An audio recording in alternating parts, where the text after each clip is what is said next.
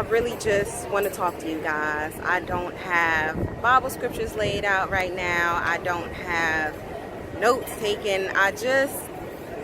It's been an interesting past few days, and I felt like I really just needed to talk to you so that you can gain an understanding that you're not out here by yourself, that you're not all alone, and that there are other people out here going through some of the same things that you are. I myself, if I just want to be vulnerable and transparent, which I am definitely about to be in this moment, I myself have had my heart broken over and over and over again. And I'm not going to say it's because I was doing some of the same things over and over again, but it's because I was doing some of the same things over and over again. And it wasn't necessarily by the same people. It was just the fact that I put so much trust into my friends, into my family, and into co-workers, and into people that I really thought that I could truly depend on, that I forgot to put my trust in the one thing, the one person, the one being, the Alpha and the Omega, that would never let me down.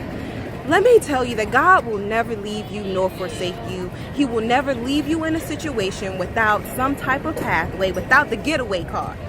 God is the getaway car. Let me just tell you this, because a lot of times we put so much time and effort in trusting boyfriends, trusting best friends with secrets, or trusting them with our heart in hopes that they will keep it protected. Because when you're a very loving and a very trusting person, you can find yourself in situations where you are naive, where you didn't see all of the picture, because you know how you are.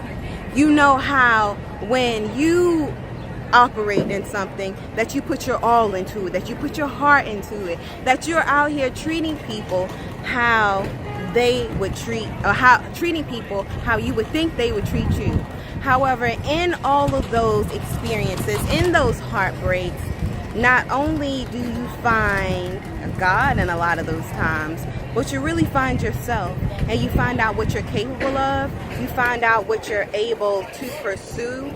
You find out what you're able to not to withstand, and you realize that there are bigger things in life outside of just putting your faith and your trust into these itty-bitty things and these itty-bitty people who don't value you the way you value you. So when it comes to certain things in life, a lot of times you have to understand that it shouldn't be the people and the places and the things that you should be placing your trust in. It should be God Almighty that you're placing your trust in. Because sometimes, for example, I think a lot of us deal with relationships. That's the most relatable matter. And you'll put your all into something, especially when it's something that's extended. Like when I say extended, meaning like over a long period of time. A lot of us, we got our A1 since day one. We got we've been friends over 10, 20 years. However, how much can you trust this person that you've known for 10 or 20 years? You'd be like, I could trust them with everything. They got secrets from the 12th grade. Like, yeah.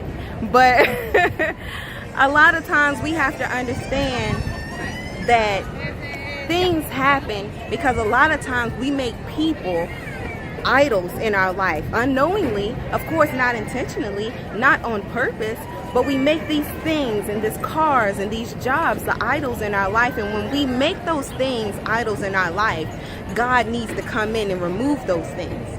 He has to come in and remove those things, because now you're worshiping this job that you think is providing for you. Now you're worshiping this person who you think is supposed to love you unconditionally through your bad mood swings and through your good mood swings and through your good hair days and your bad hair days. And the thing is that he does these things to instill in you that there's only one. There's only one that's supposed to love you unconditionally through everything, through the good and the bad. And that's why the people that are closest to you should be those people who love God first, long before they love you. Because if they love God first, they know how to love you. If they love God first, they know how to be there for you. If they love God first, they won't lie to you because they love God. They won't cheat on you because they love God. They won't lie on you because they love God. Because in loving God, they want to please God. And in pleasing God and in loving God, they're able to love you and please you. And so let's not get these misconceptions of these people that you've exiled out of your life because they didn't do something that you asked them to do. Because they were there for you the 4th time and the 5th time and the 6th time that you asked them to be there, they weren't there anymore. And now you've exiled these people from your life. And now you've put them under this carpet of shame because they did this and they did that. But the thing is that you were supposed to put all that faith and all that belief in the one true God, the thing that woke you up this morning, the thing that makes sure your car runs, the thing that makes sure you're able to do all the things you're able to do in your life. That's what you were supposed to put your faith in. That's what you were supposed to put your belief in. That's what you were supposed to put your hope in. So a lot of times when you feel like your life is going topsy-turvy, you're going through these same cycles over and over again.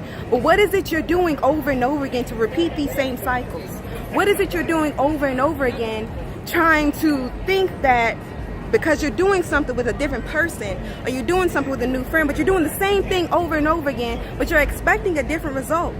You're never going to get a different result until you do something different. And a lot of times doing something different is forgiving those people who did whatever it is that hurt you. A lot of times doing something different is forgiving that person that fired you when you felt like there was no need for you to be fired. Because now you're holding on to all of this animosity, and now you're mean to everybody you come in contact with because of that one person that did something to you. And now you're taking all these things out on these different people because of that one person that did this to you. And now you're taking all these different things out on these different people who in all actuality aren't even the same person they were 8 years ago when they did this thing to you. And here we are 8 years later and you're still holding on to those things. And you don't have friends because you're still holding on to these things. And you don't have close family members because you're still holding on to these things. And you have this set mindset, well, because they did this, this, and this, I'm gonna go do this, this, and this. But while they've moved on from those things that you're holding on to, and they're living their life and they're prospering, you trying to figure out, well, y'all ain't know them when I knew them. Or y'all ain't see them when they was doing this. Or y'all ain't see them when they doing that. But the only person that's miserable is you. And the only person who doesn't have any friends is you. And the only person that feels so isolated from everybody else is you, because you won't let go. Because you won't let go and allow yourself to trust in the one thing that could get you out of anything. Because you won't allow yourself to be open enough and vulnerable enough to release those things that you've been holding on to since high school. Because you're still reliving the past 2 years of your college years or the past year of that high. You're stuck in the past, and instead of progressing and finding a focal point in the future, you find something to live for because you won't trust in God. God says, I'll never leave you nor forsake you. Meaning no matter what you're in, no matter what mess you're in, no matter what mess you're just getting out of, what mess you're trying to find your way through, the light at the end of the tunnel, He won't leave you. Because you are His child and He is your Father. So stop putting your trust in these people that you're hoping going to be there when they're not. They're not built to last. They're not built to hold your hand through it all. They can help you. They can give you advice, but that's not their problem. So stop putting your problems on other people. Stop trying to weigh how much can this friend bear. Because the only person that's supposed to bear the things that you're going through, the only thing that's supposed to be able to carry the weight of it all, the only person that you should be able to pick it all up and cast your cares upon is God. And I tell you this now, the moment you get that revelation that there's only one true superior being who's able to encapsulate all of you and mold and shape it and perfect it into exactly what you were supposed to be in this earth, exactly into the person that you were supposed to be today, exactly into who it is He created you to be, exactly into the thing that you were meant to be put into this earth for, fulfilling your purpose. And stop blaming the child that you had when you were 13. Stop blaming the job that you lost and start looking at it as something that was a propeller. A propeller that propelled you into your next wealthy place. A propeller that, because you had to leave certain things behind, you had to leave certain friends behind, you had to leave certain jobs behind in order to God to put you in a place where you were uncomfortable so that you could be shaken up and propelled into your next wealthy place. But the only way you will ever be able to do that is if you trust God. You can't trust this person that has this hookup over here. You can't trust this person that knows so-and-so and knows so-and-so, so they'll be able to get you in there. You just got to do the interview. If you stop putting your trust in people and things and places and these values of things that you can see, and start putting your faith in the unseen, and the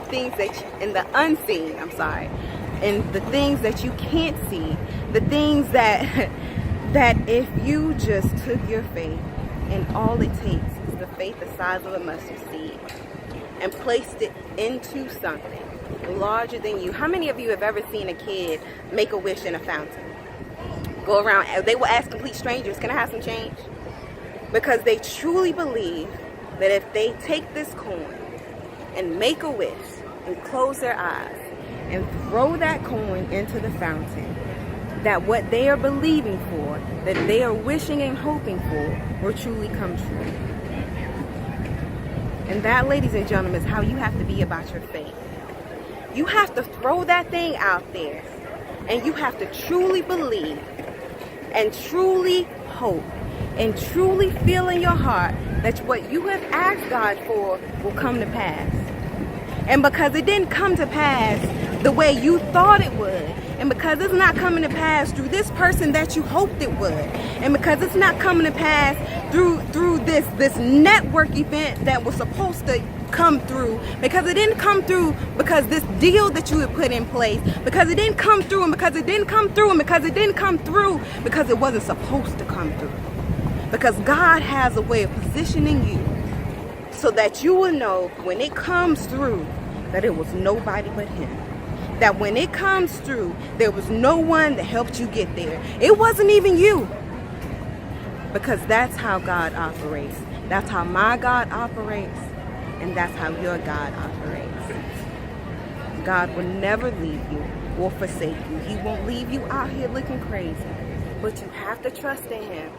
And you have to lay A and plan B and plan C to the sideline.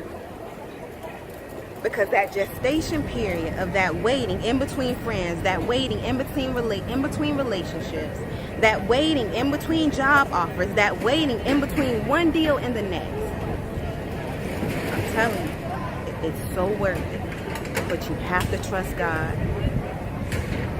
You have to trust God. And in trusting God, you have to forgive everyone who's ever done anything to you. Because God says, if you won't forgive those who have transgressed against you, I will not forgive you for the transgressions you have committed against me. So out of everybody who hurt you, for everyone who did something to you, you have to forgive those people.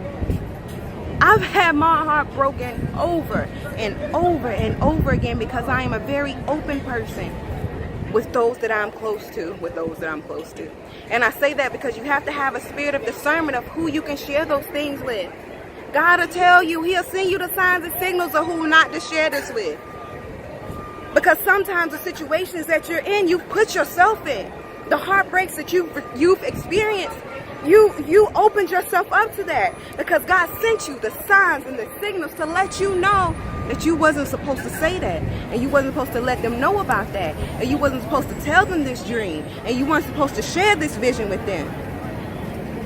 But I promise you, the moment you begin to forgive the people who are transgressed against you, God will begin sending the people and the places and the things into your life that are supposed to be there. Just trust God. And the more you begin to trust God, the more God will begin to know He can trust in you. Because you don't give nothing to nobody you don't trust. How much you give to people you don't trust? Because at the end of the day, you can forgive people and still keep them at a distance. But you're not going to keep doing that over and over again once you know that you can't trust them. So you have to know, God needs to know how much He can trust you. How much can God trust you?